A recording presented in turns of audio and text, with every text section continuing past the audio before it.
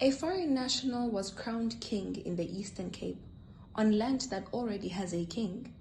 Cars burned, a man was stabbed, and every institution that was supposed to prevent this was asleep at the wheel.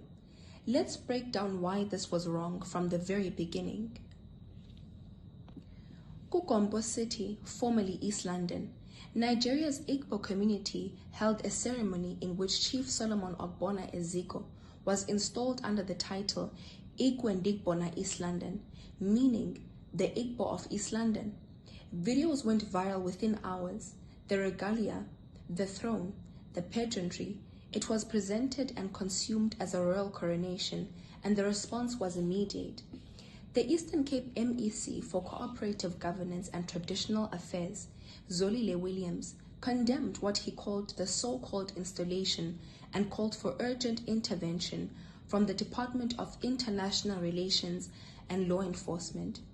The chairperson of the Eastern Cape House of Traditional and Khoisan Leaders, Nkosi Mpumalanga Gwadiso, called it a flagrant violation of established customary protocols and a direct affront to the country's constitutional and legislative framework, warning that the conduct had the potential to inflame tensions and jeopardize social cohesion. The protest that followed turned violent. Cars were torched, a building was partially burned, and a protester was allegedly stabbed by a foreign national. Before we go anywhere else, let us establish the most fundamental fact. KuGompo City falls under the authority of the Amahaghabe Kingdom, led by King Sandile. This land has a legitimate, legally recognized king. It has a living royal house. It has customary law, lineage, and centuries of governance rooted in that soil. The Amahaghabe were not consulted. King Sandile was not asked. The Eastern Cape House of Traditional and Khoisan Leaders was not invited. The Department of Cooperative Governance and Traditional Affairs had no part in this. Not a single institution that holds authority over traditional leadership in South Africa gave any sanction to what happened in KuGompo.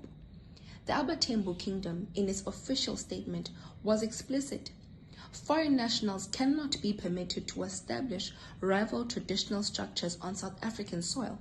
Their spokesperson stated that the Eastern Cape is not an annexure or colony of any foreign nation. That sentence should land because it says exactly what needed to be said. Now, let's get into the architecture of what makes a king, because this is where the depth lives. In South Africa, the Traditional and Khoisan Leadership Act of 2019 sets out a precise, multi-layered process for recognizing traditional leaders. Customary law, community lineage, hereditary succession, consultation with existing royal houses, and at the apex of that entire process, a presidential certificate of recognition gazetted into law. Think about King Misuzulu Kazolithini of the Zulu nation. He is the heir of one of the most powerful royal lineages on the continent. His ascension still had to go through the full constitutional process. President Cyril Ramaphosa personally stood before a massive crowd and formally recognized him as a king under Section 8 of the Traditional and Khoisan Leadership Act. The coronation that followed drew tens of thousands of people and heads of state from across the region. Every layer of legitimacy, customary, legal, communal, and executive had to be present and accounted for. That is what a coronation looks like in the South African constitutional framework. Now let's ask ourselves, which of these layers existed in KuGompo? There was no hereditary claim to the Eastern Cape land. There was no community over whom this person had pre-existing traditional authority. There was no presidential certificate. There was no gazette notice. There was no consultation with King Sandile or the Amahaghabe. There was nothing except pomp, a throne, and a title that ends in the words Na East London. Now let's talk about accountability, because the Nigerian community did not fail in isolation. The state failed too. The Abatembu Kingdom's official statement pointed questions at the institutions responsible for public safety. Their spokesperson asked whether any preventative measures had been put in place once the march was announced. and whether there had been proper coordination between provincial authorities, intelligence services, and the police. He asked directly, are there any elements within law enforcement or intelligence structures that, through action or inaction, enabled or emboldened these criminal acts? Who benefits from the instability, destruction, and breakdown of law and order that we have witnessed? The march was publicly announced.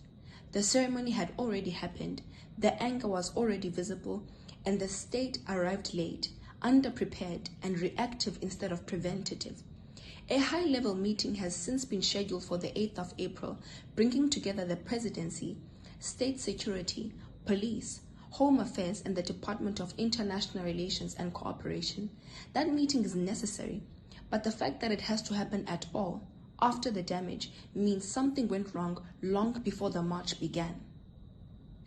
The Nigerian High Commission wrote to the Eastern Cape Premier, Oscar Mabuyane, clarifying that the event was a cultural celebration, not a royal installation, calling the supposed coronation a mere cultural celebration and expressing regret for the perception it created. If this was truly just a cultural event, the organizing community bears responsibility for the catastrophic gap between their intention and their presentation, because what the rest of South Africa saw was not a cultural event. What we saw was full regalia, a throne, a crowd bearing witness, a title appended with the name of a South African city. That is not a miscommunication, that is a failure of judgment that had foreseeable circumstances. South African traditional leadership is constitutionally protected. It is legally recognized. It is rooted in lineage, community consent, and sovereignty over specific land. None of those things can be bypassed by spectacle. And the Eastern Cape, Amachagabe land, Abatembu land, is not a blank canvas for anyone to plant a throne on. Follow for more.